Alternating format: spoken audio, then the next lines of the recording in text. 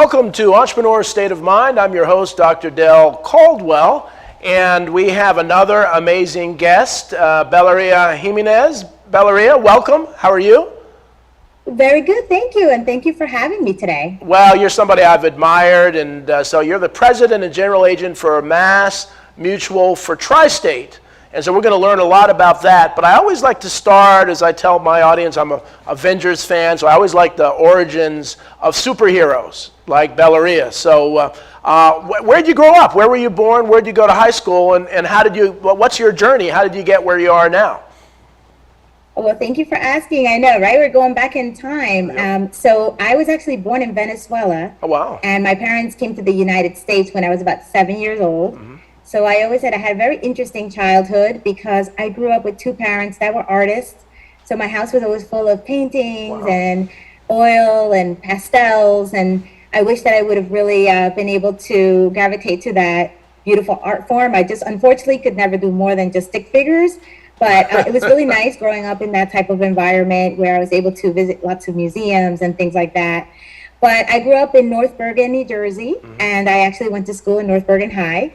And it was, a great place to grow up because there were so many different cultures all under one roof. And I don't think I ever realized that when I was growing up in that area, how fortunate I was to be able to work with or go to school with so many children of different backgrounds. But, throughout my journey as a child, I didn't know English when I first got here. So second and third grade were really challenging for me, just trying to learn the language. And I do remember meeting some friends in high school that said, I remember when you were like in second and third grade, you had such a thick accent. Oh, wow. And, it's great when you're a kid because you don't care. That's why you learn so easily. You're not embarrassed at all by, all the mistakes we make when we're learning a new language. But it's been great, being able to speak two languages and being able to help the community, both the Latino community and, of course, all different walks of life. Well, you're really just an amazing role model. The audience will learn that as we go through. And so now, where did you go to college? So you went to high school in North Bergen. Where did you go to college? Now, that's another interesting story because a lot of times when I mentor young students, I tell them, a lot of times we don't have a straight line to where we want to go and head in life. Right. I was very confused when I was in high school as far as what I wanted to do. We had a lot of scarcity in my home with money. So I really was very focused on getting a job and helping the family. So when I was in high school, I was probably one of the few students that actually was working after school. I started working when I was in my sophomore year, just small little odd jobs. I was just barely 16 and I was trying to get work. And then officially when I got my permit to start working, I was able to start getting a part-time job. So as soon as high school ended, I started working full-time, and I did not even consider a possibility of going to college. And I always say that, students, it's really important to talk to your counselors and really work with a mentor to help you, because I was very short-sighted at the time. I didn't realize that getting a job right there, maybe it was going to bring some dollars to the house, but it was not going to provide enough money in the future. Right. And I was really limiting myself. So at that time, as I was working full time, I met my first true mentor. Wow. And she would just watch me as I was working. And one day she sat with me and she said, "Why aren't you in college?" And I explained to her, why I had made that decision. And she really tried to help me understand that I could do both. She said, "Why wouldn't you be able to do both? You went to high school and worked. Wonderful. So why can't you work and go to college?" And it was my first opportunity to really think about having both opportunities. Right. And it was really scary at the time. So I was trying to figure out, well, if I start going to college, where exactly do I go? What can I afford? And I went to Jersey City State University, which is now NJCU. And it was also another great opportunity for me to be in an atmosphere that was very multicultural. A lot of the students there were like myself, really go-getters and trying to just learn and have a career. And many of them were also working. So I really fit into that culture and atmosphere. And it really made me have a better appreciation for school, because I wasn't there to have fun or party. I was really there to learn. And I think that's where my first eagerness to really learn came from, because I think I just through high school just went to class because I had to and get good grades because my mom expected me to, Right. but not necessarily because I felt like I was learning something. And it wasn't until I was in college that I truly started loving just learning new things. Wonderful. I'm telling you, Bellaria, that's such a wonderful and important story, because so many of the folks that I interview on the Entrepreneur State of Mind show are folks that took an alternate track, that there is no one track, and it doesn't matter whether you went to college immediately or didn't go to college at all. A lot of it's about work ethic, and it's about lifelong learning. And that's what I think it's important for the audience to know, that you never stop learning in life. Successful people never stop learning. It's not about, okay, I get to this and then I'll never have to do school again. And so thank you so much for sharing that story. And people don't really realize, I mean, you are a big deal. I mean, you are you look so young, and they say, okay, well, you manage a lot of organizations and businesses and small businesses. So tell me about your job now. What are your responsibilities, and how, Tri-State, who are you working with? Yes, thank you. Well, my responsibilities are very vast, and it's a great opportunity to be in the field that I love, but at the same time be able to use leadership skills to really work. So my field is MassMutual Tri State. We are a full service financial company, and we basically work with individuals and business owners throughout the country. You know, before the pandemic, we kind of worked on the tri-state area, as you mentioned. That's why that's our name. It was New York, New Jersey, Pennsylvania. And for our South Jersey, it was New Jersey, Pennsylvania, and Delaware. But what we found is that, we've been able to expand our business nationwide, and that's been another incredible opportunity. And as we help people, we really focus on long-term planning and helping people in their financial needs. And when I first started in this business, I wanted to educate as many people as I could on why we have to save for the future. And really seeing in my household just how much money was scarce, I wanted to really learn how to manage money for myself, but also teach others so that they would be able to understand the importance of saving for the future and being able to use the magic of compound interest. And throughout my journey in this business, I have found that we're never fully prepared. There's always people that need our help. And this pandemic showed us even more so why even people that have businesses were just not ready to be able to be properly ready for the unexpected. So this has only provided me more fuel to go out there and help people understand the critical importance of saving for the future. And we're really in an opportunity world, but at the same time, there's a lot more on our plate to take care of our own finances, to save for our own retirement. And because of that, that means that we have to self-educate ourselves on what to do and what not to do, because that's just as important. Wonderful, and that's just very well said. So how many organizations are you overseeing, and how many people kind of work on your team? So as you mentioned before, like how many businesses? So I do have a very complex business model. So our business actually, as I mentioned, expands throughout the country. Right. But we have about 150 financial representatives, and they run their own businesses. So they're almost like, self-employed entrepreneurs. So in working with them, it's really interesting because every single one of them, and many of them work in teams, operate their business very differently. So in my interaction with them, I'm working in some cases as a coach and sometimes as a mentor. And I do shift my different roles and responsibilities. Someone that's starting out in the business, they really need more guidance as to how to build a business. And I have a great team of people that also help and support me. So my financial team, my financial managers, they are there to do a lot of the day-to-day activities, especially with our newer advisors, and they're there to help them build their business. And at the same time, our business staff, which we have about 25 employees, they are there to do different functions. Some of them are client interacting and helping our clients directly, while others are supporting all of the different entrepreneurs that engage with us on a day-to-day basis. So we provide marketing support. We're providing financial services support, of course, to our specialists. And of course, the newer thing, and Dale, I know we've spoken a lot about this, is the importance of technology, and especially technology in today's financial world. We need to be able to help our clients not only understand about investing for the future, but giving them the right tools where they can also track the tools for themselves, be able to have up-to-date information, and having our financial advisors understand the use of technology to run their businesses more efficiently and effective. And that has continued to really grow and build for the last 10 years. But the growth in that area for the last 2 years has been so exponential. It is amazing just how much we've changed just the way we do business in the last 2 years. And aside from my main line of business, of course, we also have a business, an auto and home division. And I have a business partner, John Busick, who has been, we've been working together for over 20 years. And, we're just a great partnership. We're so different. We're so unique in our skill sets, and we just work so well together.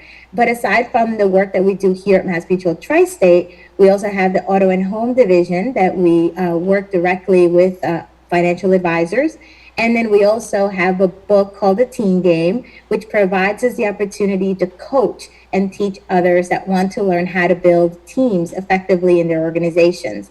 And that's been a lot of fun to really work through that project with John, because we are really helping and teaching so many other entrepreneurs understand the magic of not working alone, but working through other people, which isn't always something that comes easy to everyone.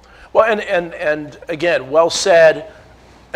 I love the business model because you have to be an extraordinary leader to work with 150, basically, entrepreneurs. And you don't have direct control over them because of your title. You have to do influence. You really have to influence them.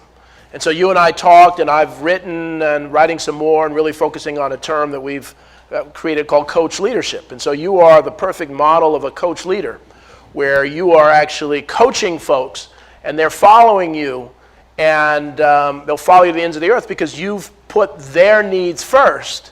And they know that you genuinely care about their success, so they'll follow you, as opposed to the old way of doing it, saying, well, I'm the boss, whatever I say goes.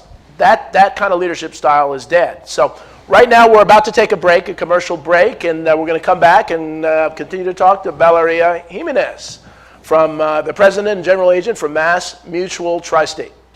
See you in a bit.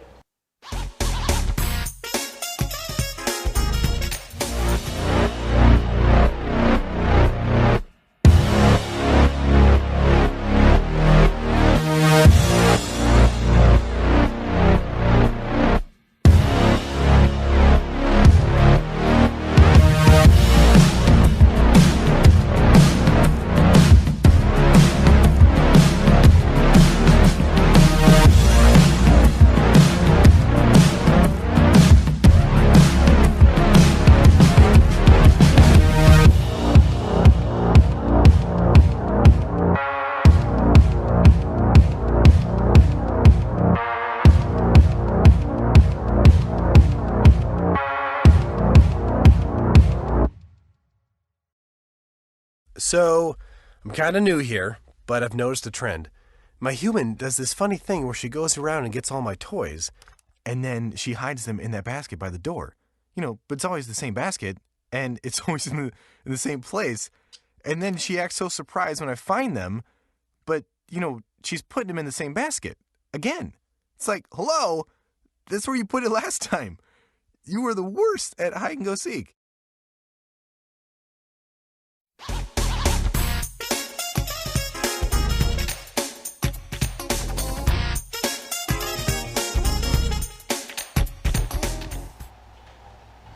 Welcome back to Entrepreneur State of Mind. I'm your host, Dr. Dale Caldwell, here with Bellaria Jimenez, who I've gotten to know over the last few years, who really demonstrates the entrepreneurial state of mind in so many ways. But what's unique about her, she does it in such a humble way that people don't really oftentimes understand, how successful she really is. And I think that's part of the key to your success. Would you say your humility is one of your secrets, Bellaria? I guess I never thought of it that way, Dale, but I've always said, when you go into a leadership role, you can't be the most important person in the room. You're there to support everybody else and make sure everybody else is successful, and that's how I've always viewed my role. And I know in the times that we've gone through significant change in our organization, the one thing I've always reflected back on is that at that moment when change happens, I'm never thinking about myself. I'm always thinking about the people within my firm and how am I going to help them and what do I need to do to make sure that they're okay? What are the things that need to happen? And the beginning of the pandemic was an example of that. As things were starting to close down and shut down, my first thought with my business partner was, what are we going to do to make sure that everybody feels safe? We worked on a very strong communication plan, and we really worked on how do we help everyone maintain their jobs and that they feel that they're safe and secure when they come to the office when it was appropriate for them to do so. So I think that's one of the things that when I think back on what I've learned in school and in my MBA, we always learn all of the practical things about running businesses, all of the numbers and all the things that we need to know. But no one really teaches you about leadership and how you communicate with your team. At the end of the day, what I've learned throughout my years of leading people is that you can have all the great systems in place. You can have all your numbers perfectly on a sheet of paper. You can have the best business plan and it can have all the bells and whistles, but the people are the ones that need to run it. And they're the ones that actually need to execute on it. And if you don't understand how to communicate to your people what you're looking to do and what that mission and vision needs to look like, then that's actually going to be a very difficult business plan to actually come to fruition. So part of that, I think part of that learning process is understanding that every person is unique and different in how they're motivated and how they learn and how they grow. And it's very difficult, to have 150 different plans for each person in the firm. But when we work in teams, that becomes an easier process to deliver. Because as teams, the teams have something unique about them that is very similar in nature. And each team, although it's different, unique people working within it, have a common vision and goal. So it makes it easier for me to communicate through that teaming process on things that need to be done. But I've also learned, Dale, that when you're leading people, the most important thing first is to help them personally. And I know in this last 2 years has been a great example that before we get to numbers and business plans and all that, it's making sure that people feel okay, right? That they feel good, that they feel that they actually have safety. And it's never, everybody has problems. No one is perfect, right? Everyone has something they're dealing with. And what I've always found is that when you're at work and you're with your workmates, this is a great place to disconnect sometimes from the things that we still have to face when we get home. So we always want to make that a priority and always be here as, just to support everyone in the best way we can. Well, wonderful. As a woman in this leadership position, what advice do you have for? I have a 16-year-old daughter who's applying to colleges now, and a lot of young women look up to you as I'd love to have her job in charge of 150 small businesses. What advice? What do you know now that you wish you knew when you were a young lady entering the business world? Sure. There are, I've been asked that question before, and I know that when I started in this business, I never looked at my gender as an obstacle. What I looked at was my lack of readiness in the role, right? And how do I get myself ready? And I think sometimes that's where I found the obstacle, because as I was trying to get better at my position, I found that I was in a very male-dominated world, and I was having difficulties trying to find the right way for me to learn. The way that things were being taught was not necessarily the way that I was taking in that information to better grow and put myself in a better position. I was not really understanding how that system that they were using was going to really fit for me. So what I found very early on is that I would take information in general terms and say, okay, how is this being done and what's the key to the success? And then I would really reflect upon myself and say, okay, with who I am and my skills and my abilities, how do I actually make this work? And I think for many women, we tend to really have self-doubt and lack confidence that our way of trying something, even though it's different and unique, could still work. And it's just having the confidence to say, I'm going to try something a little different. And I remember very early on, I'm very petite. I'm only 5 foot tall, but I would walk in and say, I'm going to try a different way of prospecting. I know you all do it this way, but I want to try this. And I always had a very supportive leadership team that would look at me kind of strange and be like, all right, well, you try it. If it doesn't work, come back, because this is the way we've always done it. Right. But at least they gave me the opportunity to try something different. And a lot of times that's the best way we learn. It's trial and error. It's understanding what did we do wrong. And we learn from our mistakes. And I really learned throughout these years and just listening to other entrepreneurs that talk about their failures, that we have to fail, and we have to fail often for us to learn. And every time I failed at something, it doesn't feel good. No one's going to sit here and smile and say, oh, it's great to fail. It really doesn't feel good. But understanding what you did wrong and getting back up and saying, let me try this again, that's where the true courage comes from. Right. And that's how we grow and get better and continue to develop.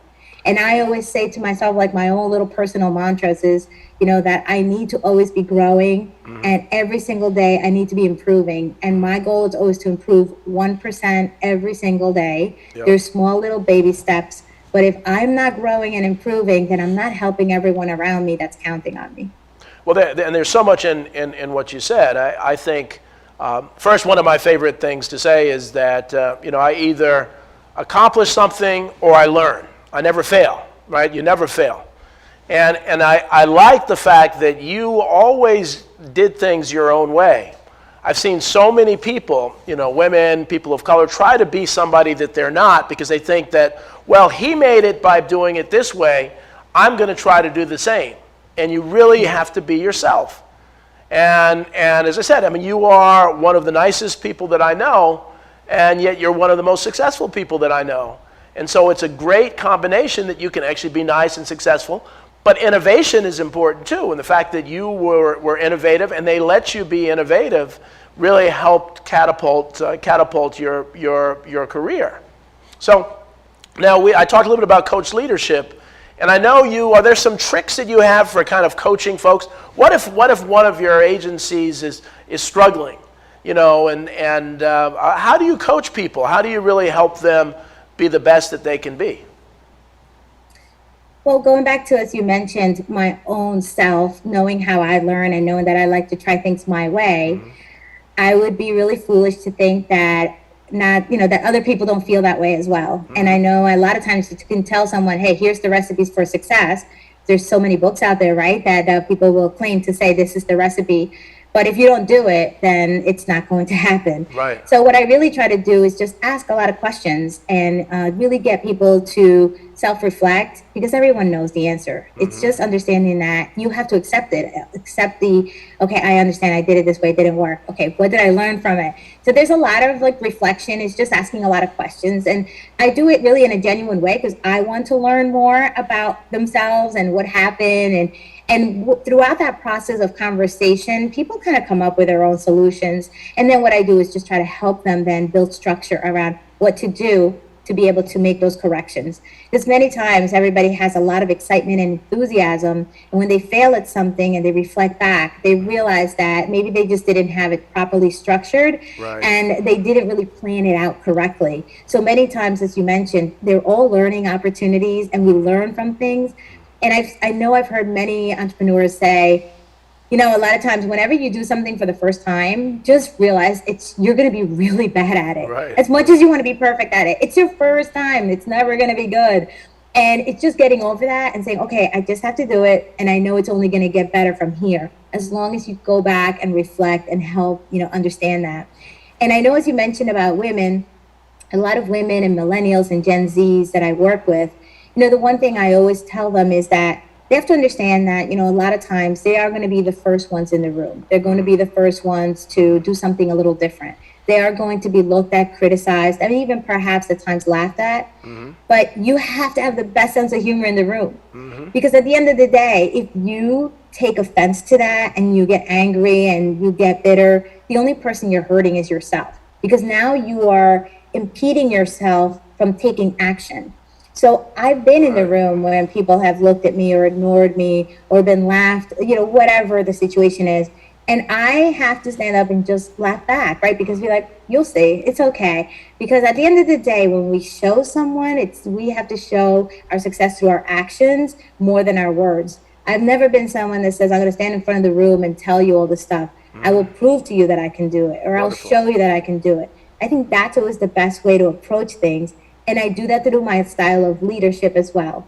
It's let me help you and guide you, make your own mistakes. I can try to help you avoid mistakes, but at the end of the day, you're going to make your own new set of mistakes that we haven't even talked about. Right. You just have to be okay with it. And once you make the mistakes, don't blame anyone. Yeah. That's another bad habit that we learned since very early on. Yeah. We blame others for our failures. Right. We blame circumstances, because that's so much easier to say, it was because of this, it was because of COVID, it was because of that. No, we have to take personal responsibility and say, what can I do differently next time? Because we all have a bit of control in everything we do. And even if it's a small little inch of control, we still can control how we react to things. So that's been really important as I work and coach other people and other entrepreneurs as well. That's there's so much great information in here, and I hope the audience takes this and plays it over and over again, because that's such a great point. That so often people look for a scapegoat. We don't want to in society to stand up and say, I made a mistake, I'll do better next time. It's okay. It's okay to do that. So two things before we go. One, how do people contact you and learn more about MassMutual Tri State? Oh, well, thank you for letting me mention that. So you can reach me through our website, which is tristate.massmutual.com. And let me make sure, yep, I got that right. And in there, you'll see our information, all about our firm. And of course, you'll see my information and my contact. You can email me and you'll see my information there. And of course, you can also find me on LinkedIn.